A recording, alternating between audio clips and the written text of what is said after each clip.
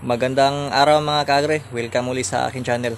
Sa video ito ay pag-usapan natin ang iba't ibang uri ng native chicken dito sa Pilipinas kasi hindi lahat ng ng tao o mga farmers dito sa Pilipinas ay alam ang mga iba't ibang uri ng native chicken kasi kalimitan ang kilala nila ay mga mga Bisaya native chicken, yun lang. Pero ang totoo ay marami pong mga native chicken sa Pilipinas. May malaking native chicken at may mga maliliit din. Kaya sa video ito mga kaagri ay pag-usapan natin yung mga iba't ibang lahi at ibang klase ng mga native chicken dito sa Pilipinas. So, bago ang lahat mga kaagri, kung bago ka pa lang sa akin channel, paki-subscribe lang po. Paki-pindot po ang notification bell para updated ka sa mga bago kong i-upload na video. Pero mga kaagre, ay sa video ito din ay ipakita ko muna sa inyo ang pinaplanuhan kong paglalagyan ko ng mga native chicken ko sa huli at pinagplanuhan ko na gagawan ko ng aking breeding pen. Kasi baka mga ilang buwan na lang ay kailangan natin mag-breeding dahil medyo malaki na yung ating mga alagang manok. Kaya ipakita ko sa inyo ang pinagplanuhan ko na patayuan ng aking breeding pen. Yan mga kaagre, ito yung space na pinagplanuhan ko na patayuan ko ng aking mga breeding pen, breeding house. Dito banda. Ito siguro kasya siguro dito hanggang doon sa dulo yung mga 5 na kwarto hanggang 6 hanggang dun sa dulo. Yan, tapos medyo malapad pa ito mga kaagre kasi medyo malapad-lapad konti itong lote natin, kaya nakagawa pa tayo ng medyo malaki-laking breeding house. Pero sa ngayon ay pagkasyahin muna natin yung ilang piraso yung ating mga alagang manok. Yan, baka dito tayo magpatayo. Yan mga kaagre, medyo malapad na po ito, pero doon sa dulo, doon sa gilid ng pader, doon yung mga alaga nating mga sisiyo, yung 9 weeks. At yan, kung nakikita nyo mga kaagre, yan ang aking balon.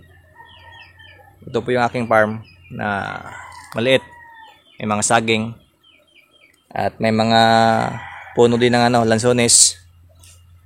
Yan, at may rambutan din dito at saka mangustin. Ito mga kaagre, ito yung ipakain ko sa aking mga alagang manok. Itong crack corn na may mix na na pellets na Bimig ang brand. Ito, lagyan ko to ng tubig para tumubo at medyo malambot kainin para sa mga sisiw. At para makatipid din ay lagyan natin ng tubig. Saka natin ibigay sa ating mga alagang manok pag pag umangat na yung bumukad na yung mga feeds. Yan, kasi pag pag hindi basa or walang tubig, medyo magastos kasi sa feeds mga kaagre kasi konti lang. Pero pag lagyan natin tubig, dadami kasi siya kasi bubukad yung yung ating mga feeds. Okay mga kaagre, ito yung ipakain ko mamaya habang pinag-usapan natin yung tungkol sa mga native chicken, iba't ibang lahi ng native chicken. Okay mga kaagre, kainin natin yung ating mga alagang manok. Ito yung pagkain or feeds na binasa ko kanina. Kung nakita nyo, yan, para hindi sila mahirapan dahil medyo malaki kasi yung feeds na nabili ko, yung pellets. Kaya ang ginawa ko, binasa ko lang para hindi sila mahirapang kumain, hindi sila mahirapan. Yan, parang nagustuhan na nila dahil malambot.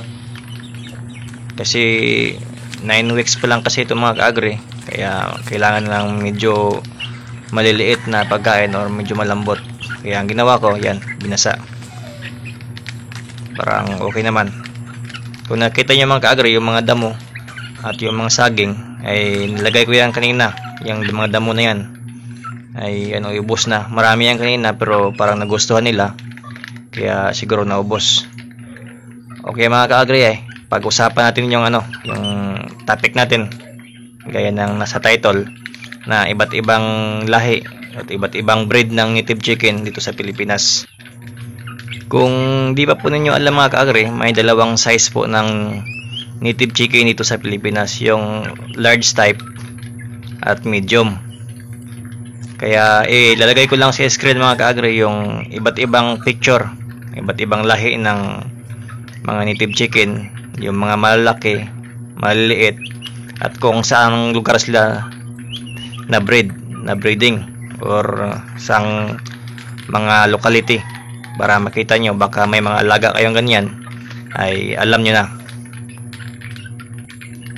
Ang may ipapakita ko sa inyo mga ka-agri na mga picture ay base lang po yan sa aking mga na-research at base po sa aking mga nalalaman. Alam ko po na marami po pong mga breeding, mga lahi ng native chicken, pero hindi ko kasi alam lahat ng pangalan. Kaya ang ilagay ko sa screen, ang base lang po sa aking mga nalalaman tungkol sa mga native chicken. Okay po mga ka-agri, tingnan po natin yung nasa screen. Mga ka-agri, ito po yung bulinaw ng Pangasinan. Ito po yung breed nila.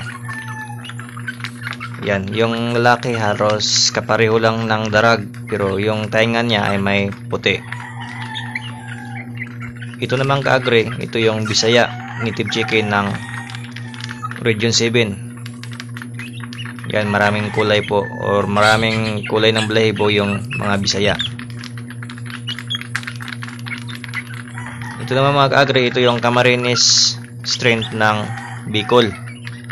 Yan yung kulay nila. Yan po ang kanilang breed native chicken. Ito din yung yung Banaba ng Batangas. Ito ang isa sa pinakamagandang mangitlog or mag-alaga din ng sisiw, yung Banaba. Ito naman yung darag. Ito yung inalagaan natin na darag native chicken. Ito naman yung mga large type na native chicken, Parawakan ng Palawan. Yan, parang Huluano din, pero medyo maliit yan sa Huluano mga ka-agri.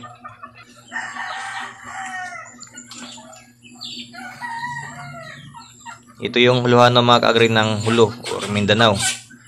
Yan, halos pareho lang ng Basilan. May sampin din mga ka-agri dun sa sa Zamboanga, pero wala akong picture. Halos ganyan yung itsura ng sampin, mga itim. Okay po mga ka-agri, maraming salamat po sa panonood. At kung may mga alam ka po ng mga native chicken na hindi ko nabanggit sa video ito, paki-comment lang po below. Okay po, maraming salamat po at paki-subscribe lang po ng ating YouTube channel.